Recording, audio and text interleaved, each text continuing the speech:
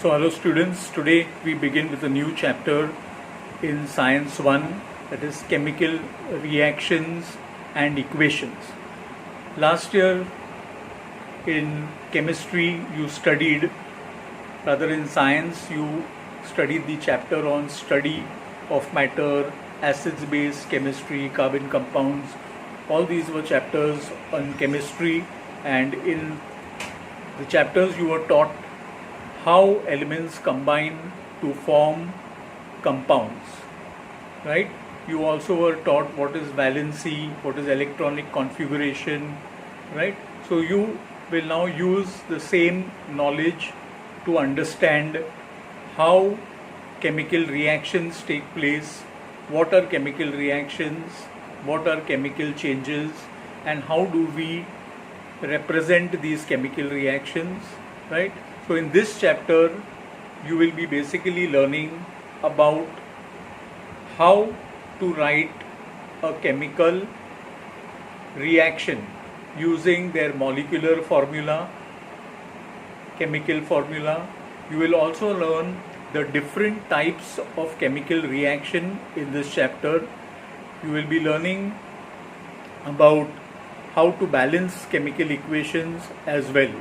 So before we go into this chapter, let us understand first, what is meant by a physical change and what is meant by a chemical change. Now, a physical change is a change that takes place temporarily, and the physical change can be easily reversed. A very good example of a physical change is ice turning into water. When you take out a cube of ice from a fridge and when you keep it out, it will absorb the atmospheric heat and turn into water, right? At the same time, if you now take the water that has melted and keep it back in a fridge and cool it, in the freezer back you can get the ice. So it's a temporary change. The ice can be converted into water, the water can be reconverted back into ice. So these examples, like that, there are many examples of physical changes. One more example, if you would like to know, is you take a glass of water, dissolve a few spoons of salt in it, stir it and make a salt solution. If you evaporate and distill the water properly, you will be able to collect the salt back and separate the water away. The water can be separated by condensation.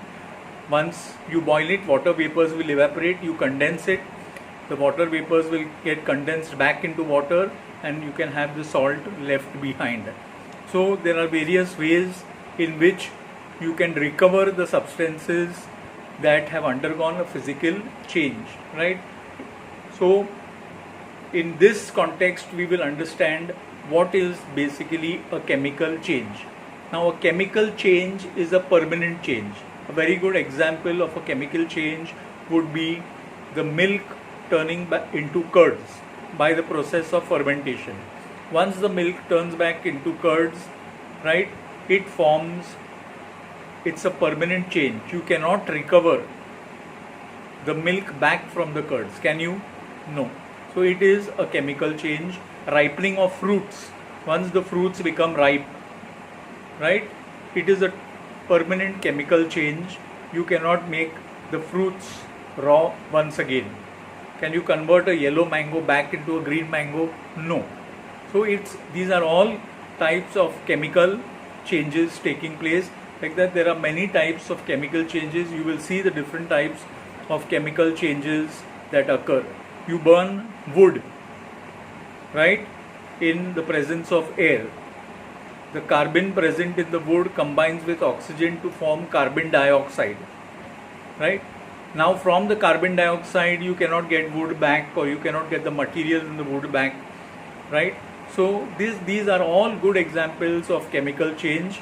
So now first and foremost, please understand that a chemical change is a change which takes place permanently, and a chemical change takes place because of a process called chemical reaction between substances. So So let us understand what is a chemical reaction first. Then later on we will study the different types of chemical reaction. Right?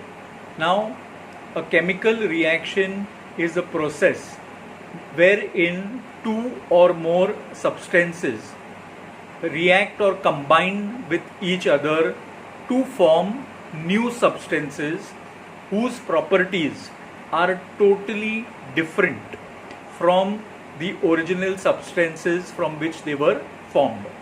Right? So this is what is known as a chemical reaction. Like for example, you take the example of the formation of the compound water by a chemical reaction. So the hydrogen in the atmosphere and the oxygen, they dissolve and form water. Hydrogen is gaseous in nature, oxygen is gaseous in nature, right? Hydrogen is highly explosive, oxygen supports combustion, but when hydrogen and oxygen combine together chemically to form a new substance called water, then water is neither a gas nor a solid, water is a liquid, right? Then water is neither explosive nor does water support combustion. So you can see that when a chemical change takes place, when substances combine or react chemically, a chemical change is said to have occurred, and when a chemical change occurs, the original properties of the substances that have combined to form a new substance vanishes. So the original substances lose their property and a substance, new substance with totally new properties are formed. So this is in short what is a chemical reaction, right? So I repeat, what is a chemical reaction? A chemical reaction is a process wherein two or more substances react with each other or combine with each other chemically to form new substances whose properties are totally different from the original substances that reacted to form them, right? Now basically, in a chemical reaction, when substances combine, the bonds, old bonds are broken and new bonds are created. Now all of you know why bonds are formed between the elements of different substances. Students, basically bonds are formed because elements try to achieve an octet state. Now what is the meaning of achieving an octet state? Elements try to get 8 electrons in their outermost orbit in order to become stable, and in the process of trying to become stable, right, that is in the process of trying to get 8 electrons in their outermost orbit, the atoms of different elements combine with one another either by giving up electrons, by accepting electrons, or by sharing electrons, that is either by forming ionic. When atoms give up or accept electrons, they will form ionic bonds with each other, and when they share electrons and combine with each other, they will form covalent bonds with each other.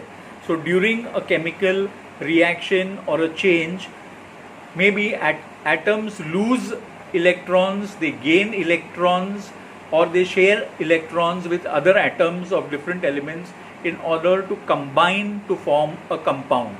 So this is what is the basis of a chemical change or a reaction taking place. The driving force is the electronic configuration of the elements participating in a reaction, right?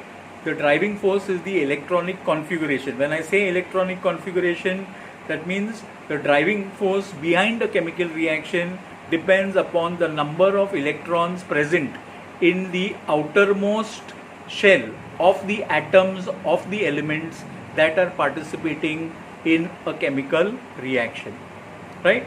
So this is all about a chemical reaction. So we have understood now, students, what is a chemical reaction, what is a chemical change, right? A chemical change is a permanent process. I just showed you. We will once again look at the definition of a chemical reaction, right? Then we will go on to see, we will just today name the different types of chemical reaction. We will understand what is a chemical equation in short too, right? So here students will revise what's a chemical reaction. A chemical reaction is a process by which two or more substances combine with each other to form new substances whose properties are completely different from the original substances. In this process, bonds between substances are broken and they are transformed into new substances by formation of new bonds, right?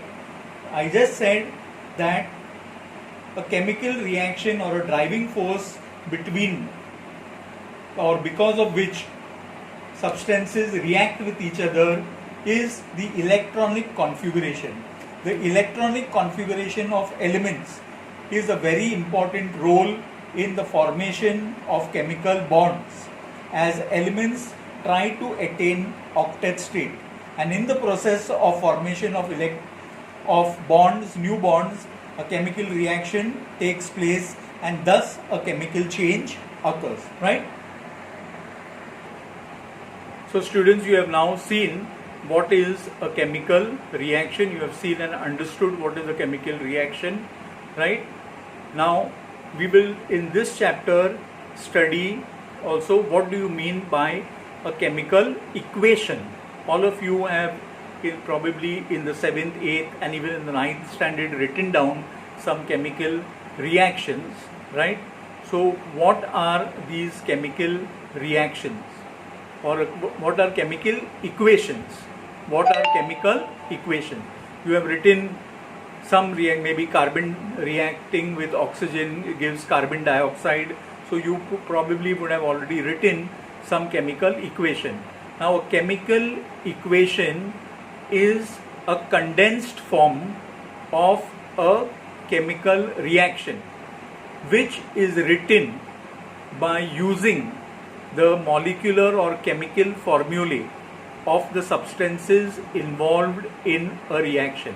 I repeat, a chemical equation is a condensed representation of a chemical reaction by using the chemical and molecular formulae of the substances reacting and the substances that are formed as a result of the reaction.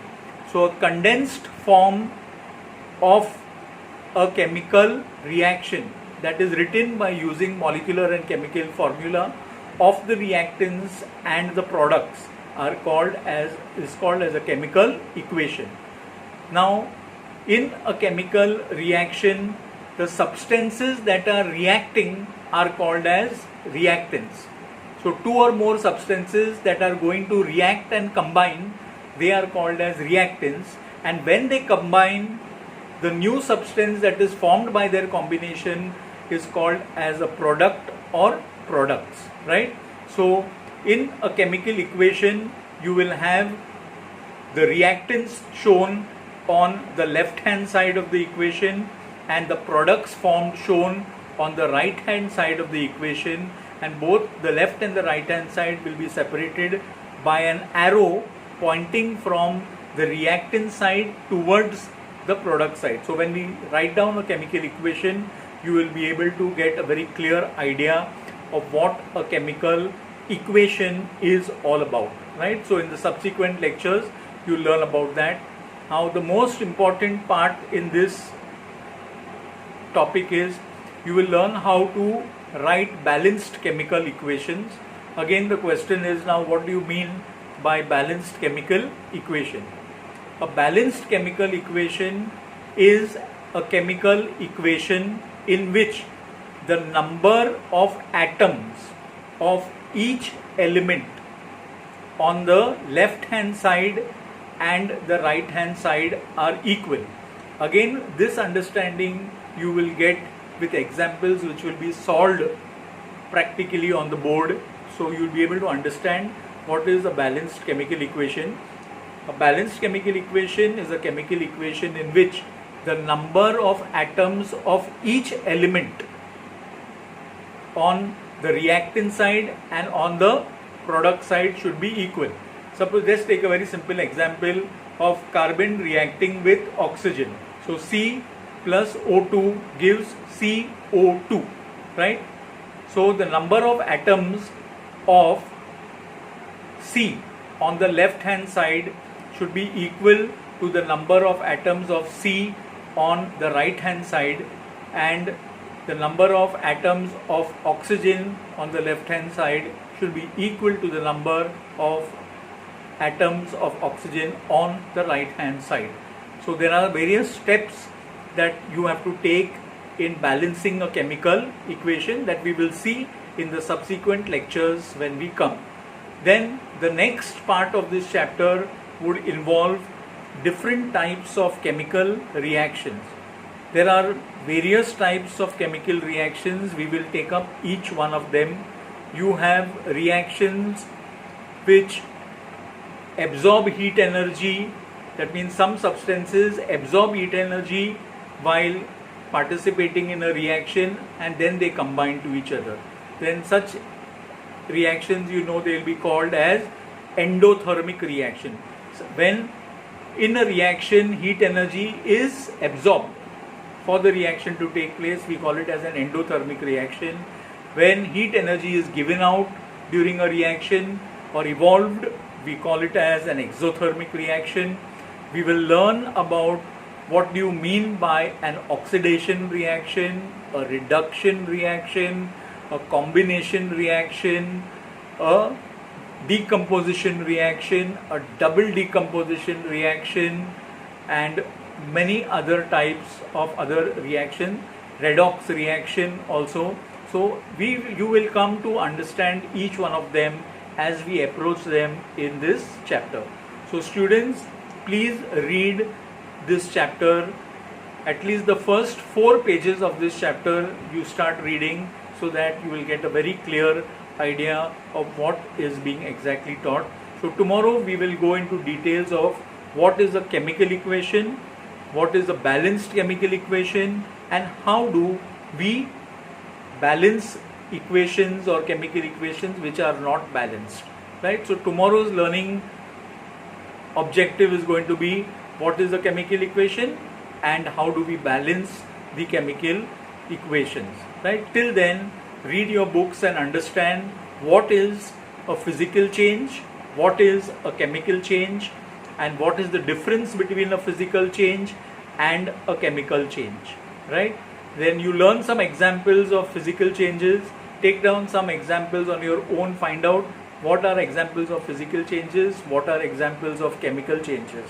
Now you have just understood what is a chemical change. A chemical change takes place when chemical reaction occurs, and when a chemical reaction occurs, new substances are formed. That means a chemical change has occurred. So we will take these things up in detail in the next lecture, but I need you to first read the first 4 pages before we proceed with the lecture tomorrow. Till then, students, take care, stay safe, and thank you all of you.